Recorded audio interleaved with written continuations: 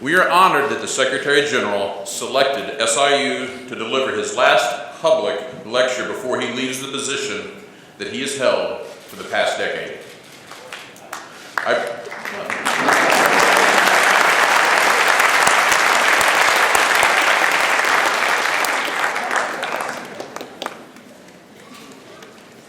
I just told him he's going to get a whole lot of applause. So.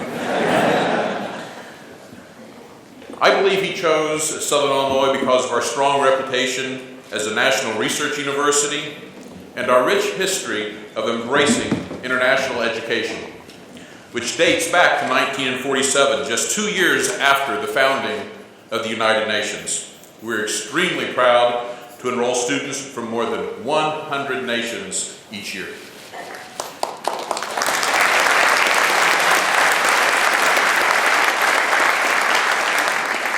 We share the United Nations commitment to enhancing mutual understanding and respect among people throughout the world. The co-sponsors of this event, the Paul Simon Public Policy Institute and the United Nations Association Southern Illinois Chapter, help bring key global issues to the attention of our region, our state, and beyond. The Institute's efforts reflect the priorities of its founder, the late Senator Paul Simon.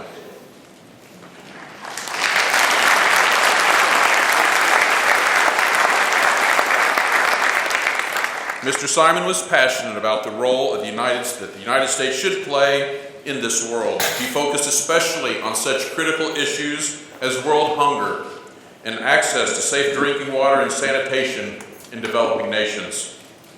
Mr. Simon believes strongly in the value of international education as a means to strengthen the United States' position in the world. That is a commitment that all of us at SIU share through our core values of diversity and inclusivity and our participation in the world community. As part of that commitment, I am proud to announce that SIU is now a member of the United Nations Academic Impact Program, which includes institutions from more than 120 nations. The Secretary General launched this initiative in 2010 to share ideas across our borders and disciplines, to find solutions to interconnected problems that cause suffering throughout the world. Now, let me tell you a little bit more about our honored guest. The Secretary General is from South Korea, and he received a bachelor's degree in international relations from Seoul National University in 1970. In 1985, he earned a master's degree in public administration from the Kennedy School of Government at Harvard University. At the time of his election as Secretary General, Mr. Bond was the country's Minister of Foreign Affairs and Trade. His 37 years of service with the ministry included posts in New Delhi, Washington, D.C., and Vienna. His positions included Foreign Policy Advisor to the President, Chief National Security Advisor to the President, Deputy Minister for Policy Planning, and Director General of American Affairs. Mr. Bond's ties to the United Nations date back to 1975 when he worked for the Foreign Ministry's United Nations Division. He took office as Secretary General in 2007 and was unanimously re-elected by the General Assembly in June of 2011. His priorities have been to mobilize world leaders around a set of new global challenges, from climate change and economic upheaval to pandemics and increasing pressures involving food, energy, and water. He sought to be a bridge builder, to give a voice to the world's poorest and most vulnerable people, and to strengthen the United Nations. As the Secretary General noted, quote, "I grew up in war and saw the United Nations help my country to recover and rebuild. That experience was a big part of what led me to pursue a career in public service. As Secretary General, I am determined to see this organization deliver tangible, meaningful results that advance peace, development, and human rights." Now, ladies and gentlemen, please join me in extending a warm welcome to the 8th Secretary General of the United Nations, Ban Ki-moon.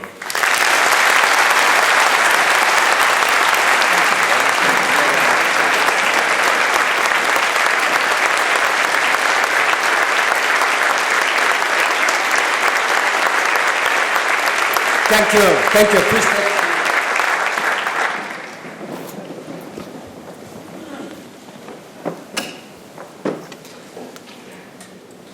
Thank you, Honorable Brad Colwell, Chancellor of the SIU Carbondale, Honorable Randy Dunn, President of Southern Illinois University System, Honorable Senators and Representatives, and Honorable Mayors, Mr. Jack Tichenor, Interim Director of the Paul Simon Institute, Ms. Sheila Simon, former Illinois Lieutenant Governor and daughter of the late Senator Paul Simon, and also son, Mr. Martin Simon.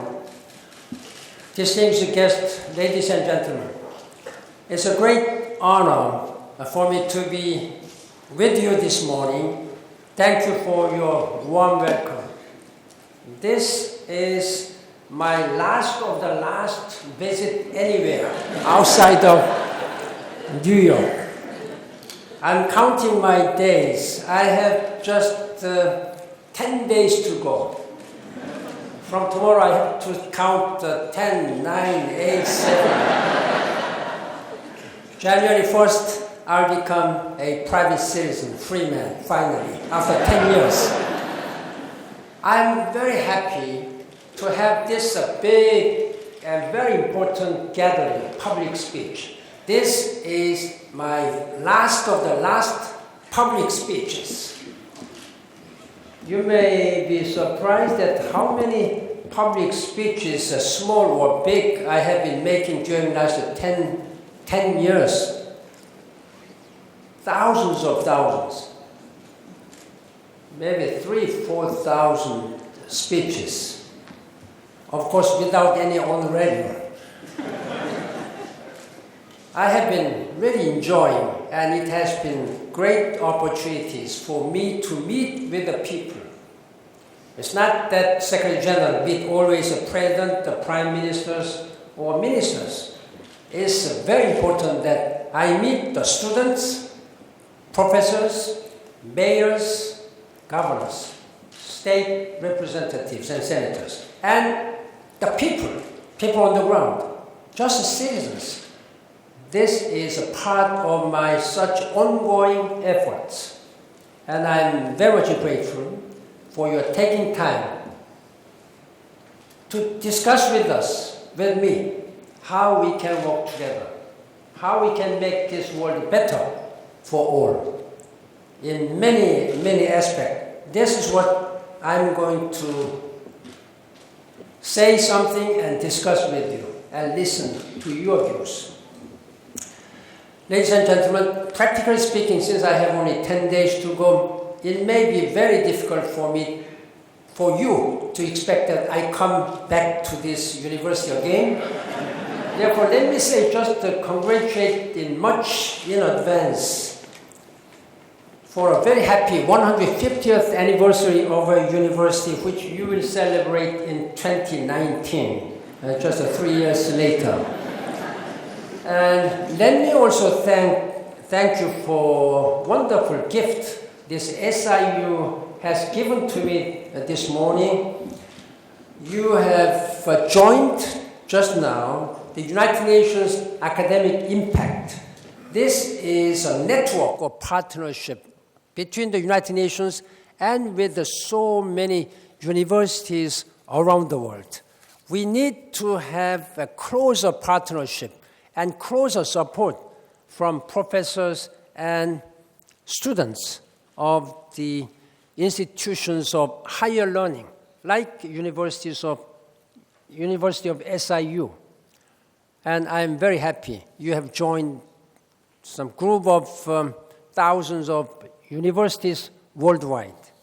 And I hope we'll discuss all the matters of our common concern for humanity.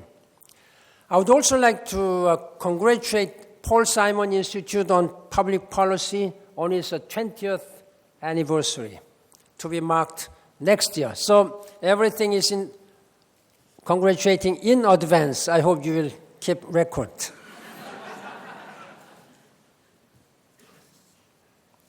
This institute's namesake was a renowned supporter of international education and active U.S. engagement across the international agenda. I am very happy that your university is represented and attended by the students from more than 100 countries around the world. This is almost more than half the membership of the United Nations. So you are semi or dummy United Nations, and thank you very much for that. So you better, I think you can elect some Secretary General of all this. And I know that Paul Simon, he also has visited more than 100 countries around the world. It may not, I have been traveling during the last 10 years more than 150 countries around the world. But I'm just counting however many times, multiple visits I have visited to a country. I'm counting one. Then by that count, I have visited 154. If I count the multiple visits, I have been visiting 560 countries around the world, at least more than 55 countries a year. Then I think I can tell you, he sounds like my kind of guy. But of course, what is most important is not the number of countries you have visited, but the distance one goes to help people in need for humanity. Senator Simon represented the United States at UN meetings on arms control under two presidents, President Carter and President Reagan.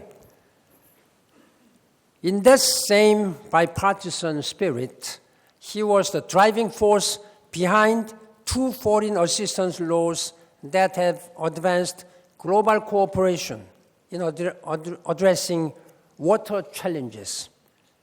Let me also thank the United Nations Association of Southern Illinois, UNA Southern Illinois.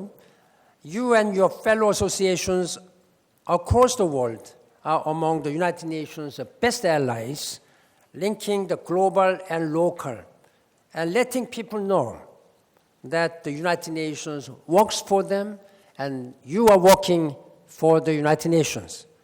So I'm very glad to be in a place where global citizenship is a part of the school's identity, and where diversity is in the campus DNA. Ladies and gentlemen, I am visiting at a time of transition here and there, and a time of uncertainty. Here in the United States, you are preparing to inaugurate a new president, January next year. At the United Nations, I will soon return to civilian life, as I told you. There are just 10 days left in my term, my final 10 days. It's the first time that the heads of United Nations and United Nations are changed in the history of 70 years. It's the first time. I don't know when such time will come, because U.S. presidential term is 4 years or 8 years. Secretary Generals, 5 years or 10 years. So it's rare, very difficult to coincide the transition. But this is the first transition in both places. The world is also going a transition in every sense. We are becoming more urban as more people live in cities. We are becoming younger with the largest generation of youth the world has ever known. Half the population, global population, are youth and under the age of 25. In a sense, the world is very young, so we have to do something for young. We are striving to make a crucial economic and environmental transition to a safer, more sustainable path of development in order to make peace with the planet and ensure prosperity for people. I have served during the decade of turmoil. The world suffered biggest financial collapse since the Great Depression. Great Depression happened in 1929. After 80 years, the world has suffered from that global financial crisis. That has changed a lot of aspects, dimensions of our work, of course, including the United Nations. There are more refugees and people in need of humanitarian aid today than any time since the end of Second World War. We have 65 million refugees and displaced persons, internally displaced persons. We have at least 130 million people who need daily life-sustaining support by the United Nations. So we have to provide breakfast, lunch, dinner, and water, sanitation, education, and some place to live. These are what we are facing now. That's why just 2 weeks ago, the United Nations has appealed to the world that we need at least $22 billion to support them next year. And I have asked President Obama last week at the White House and Vice President Joe Biden, we need U.S. strong support to meet this demand. As you know, conflicts are growing more protracted. Political polarization is growing more entrenched. Shocking crimes have been carried out against civilians caught up in armed conflict, defying the rule of war.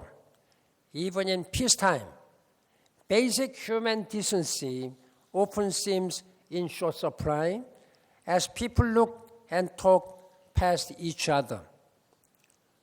These challenges have been as numerous and complicated as any we have seen in the United Nations history. We have made important advances, but of course, the work of the United Nations is never finished. And my successor, new Secretary General Antonio Guterres, will face, I think, much more urgent demands from day one. As you know, the conflict in Syria is still continuing, and it has defied the efforts of some of the world's most experienced United Nations mediators. I have appointed my predecessor, Kofi Annan, and appointed another very skilled diplomat, Lakhdar Brahimi, and now third mediator is still struggling, so that we are not able to have any sign of political solution of this crisis. I continue to stress that there is no military solution. There is only inclusive political solution. The military success in Aleppo, Syria, what they claim, they have cleared all these terrorists or extremists in Aleppo. In the name of fighting against extremists and terrorists in Aleppo, they have destroyed the whole, they have killed so many people, they have destroyed all these infrastructures.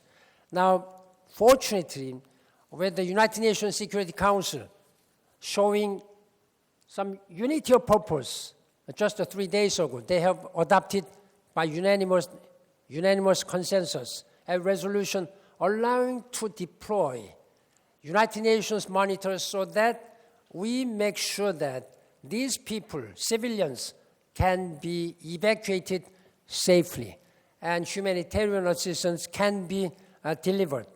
But this is just the small things which we can do at this time.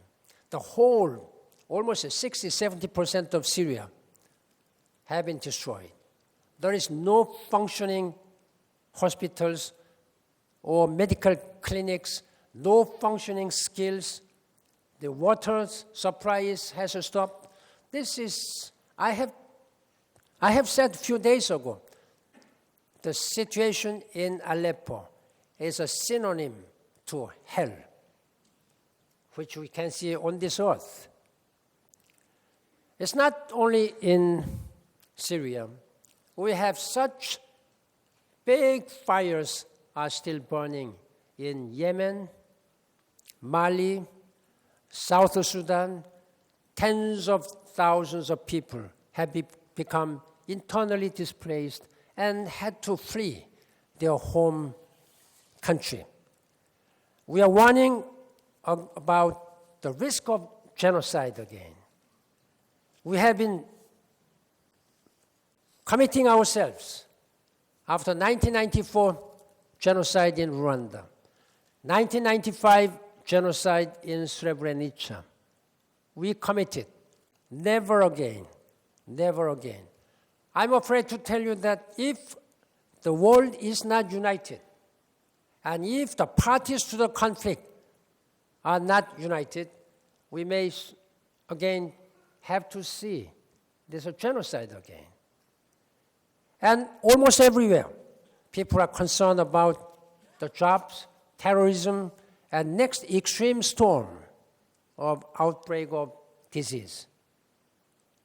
Yet amid this insecurity, there are gains to report.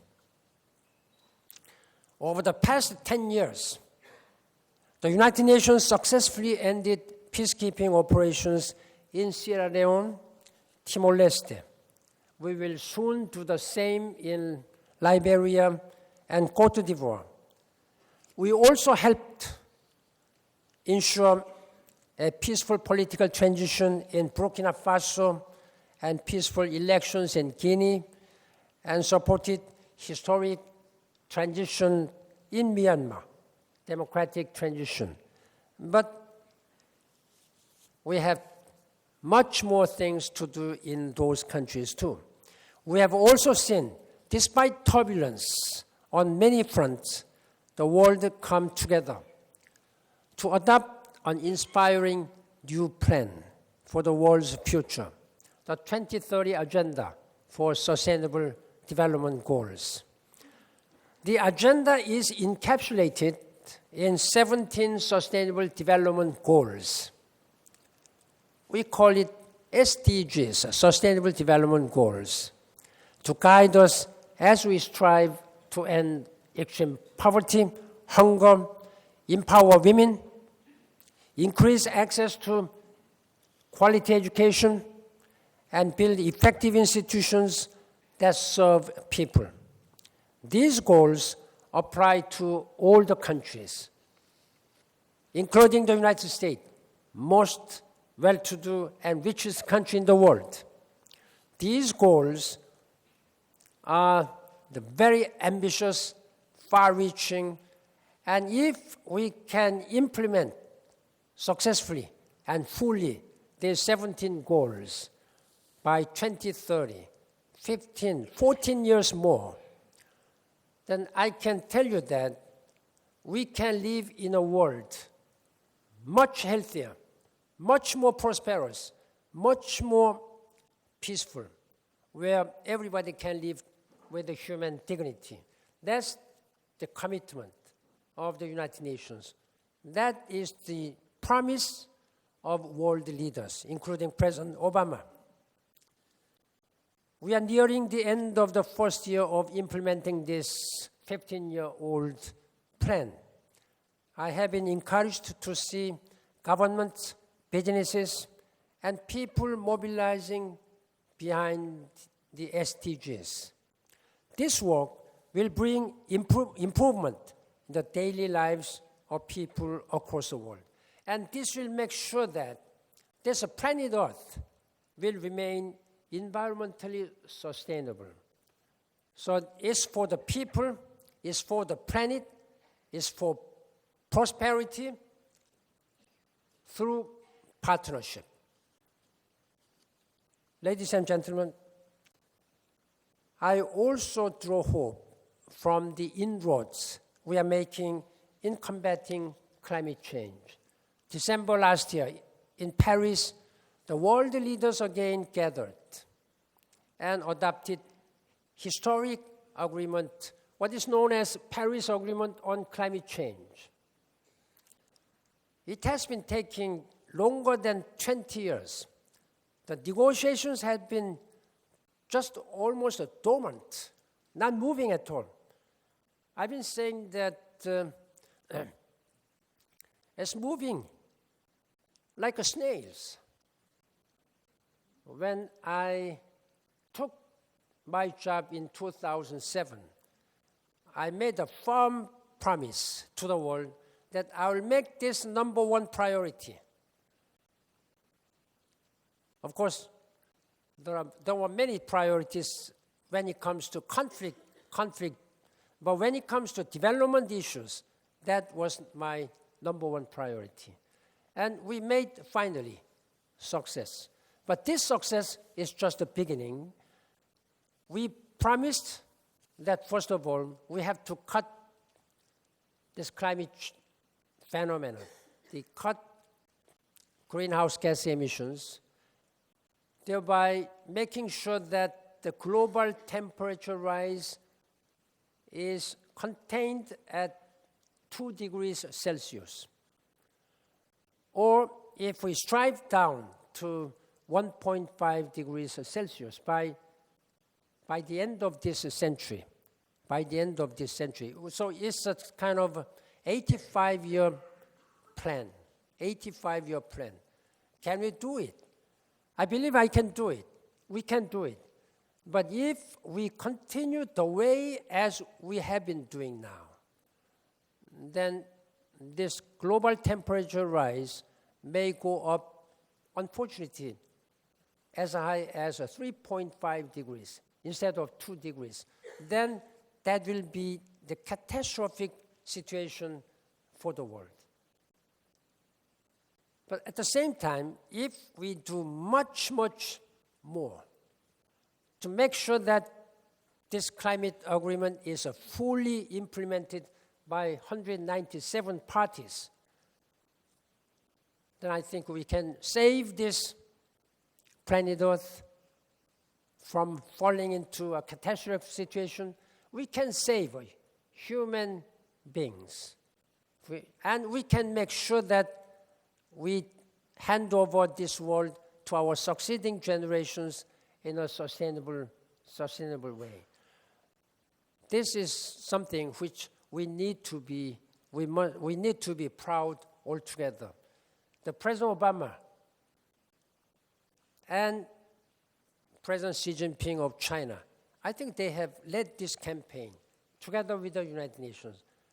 Behind this, I can tell you that I have devoted whole my passion, time, and energy to make sure that world leaders move toward the right direction, to make sure that I convince them.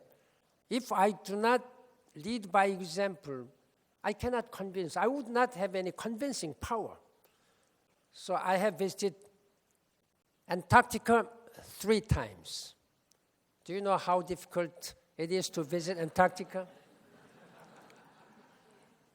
I'm not an explorer or something like this. I went to South Arctic and Antarctica, and I have visited all the places in the world, however remote, however dangerous, wherever and whenever. I was able to see the impact of climate change. Not only melting glaciers, which you have seen many times in the TV images, but rampant deforestation, which is still taking place in Amazon River Basin and many other forestry countries. And I have seen the flat salt bed by mismanagement by human beings. The once a big ocean has become just a wide salt bed. is amazing, very surprising. That's what I have been sounding alarm bells to world leaders. Finally, they agreed. But this is just the beginning. We have a long road, 85 years. We must make sure that whether it comes Republican administration, Democratic administration, whoever is in power not only in the United States, elsewhere, must make sure that this promise must be kept and fully implemented. This is what United Nations will continue to make sure that all the leaders agree and implement it. The climate change is very real. You have seen extreme weather patterns. The science has made it simply, plainly clear through 5 successive assessment reports by more than 2,000 world's best scientists. They found that this climate change phenomenon has been caused by human behavior. Since Industrial Revolution 200 years ago, so during last 200 years, and particularly these days, with the rapid growth of industrialization, so people were just emitting whole the greenhouse gas emissions to the atmosphere. Unless we stop this one, unless we use sustainable energy, unless our business communities take and retool and reshape their business operations in a low-carbon economy, decarbonize their industrial operations, we have no hope. But I can tell you now, it's very encouraging that Fortune 500 business CEOs and many thousands of business leaders around the world, they are now changing. They are now trying to use sustainable energy. Much more investment in solar energy, or wind power energy, and hydropower energy. I think these energies are sustainable without creating much greenhouse gas emissions. So let's make sure that our civil society and universities and students, particularly young students, you make sure that you tell your president, you tell your senators and representatives and mayors and governors. Then mayors and governors, they should lead by example. The president normally makes plans, legislations, but it's the mayors and governors. Even in the universities, there are many areas you can make sure that you don't make much greenhouse gas emissions and you use all your sustainable energy. Can you promise?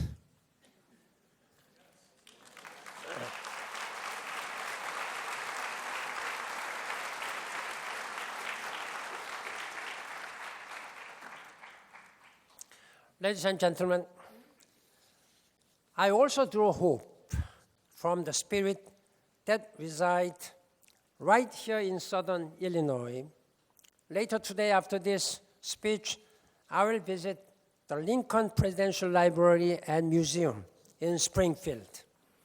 One can draw a straight line from the principles that President Lincoln defended to those that animate the United Nations Charter. Lincoln was a heroic force for equality, integration, and reconciliation. These ideals represent the best spirit of the United States and also ideals and goals of the United Nations, which we desperately need today. Another American president has also been a lifelong inspiration to me. When I was a senior at the high school, 1962, I was one of the very lucky students who were invited by American Red Cross Society. So we traveled. We had some month-long trips to here and there, many cities, starting from San Francisco. Then finally we gathered in Washington, D.C. On August 29th, 1962, we were very lucky again to be invited to White House. On a rose garden, President Kennedy came and addressed us. I was one of 140 students. It was an inspiring moment for me, shocking, and I have only heard President John F. Kennedy, how popular he was at that time. He said, look, the world leaders are not getting along well.